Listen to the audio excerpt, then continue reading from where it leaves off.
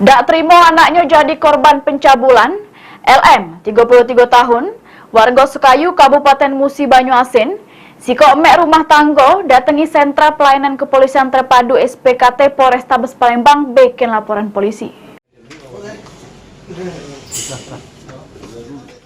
Dak terima anaknya jadi korban pencabulan, LM, 33 tahun, warga Sukayu, Kabupaten Musi Banyuasin, siko emek rumah tangga datangi sentra pelayanan kepolisian terpadu SPKT Polrestabes Palembang bikin laporan polisi.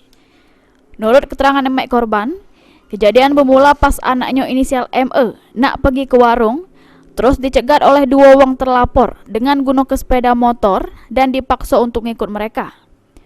Korban diajak terlapor ke salah sikok kosan dan dipaksa untuk memuaskan nafsu terlapor yang ngebuat korban ketakutan sehingga minta diantar balik.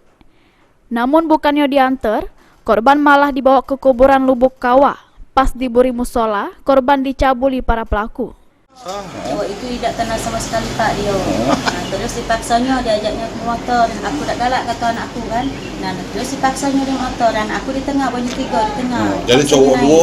Iya. Nah, terus diajaknya ke kosan kawan cowok itu kan. Nah, dia udah tahu. Nah, terus diajak ke kosan itu, datang ke kosan itu, anak aku tuh diciumnya. Tak galak anakku dicium, masih diciumnya lah. Terus anak aku ngotot minta antar balik kan, tak tahu jalan balik kan. Terus diajaknya balik kan diantar. Pas dia di tengah jalan itu tak diajaknya balik Pak, disimpangnya di Lubuk Kawah, TPU Lubuk Kawah Kebun Bunga. Nah, pas di TPU Lubuk Kawah itu di belakang musola itu, terus anak aku.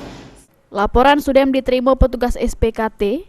Selanjutnya ditindaklanjuti Satreskrim Unit Perlindungan Perempuan dan Anak PPA Polrestabes Palembang. Heru Wahyudi, Pol TV.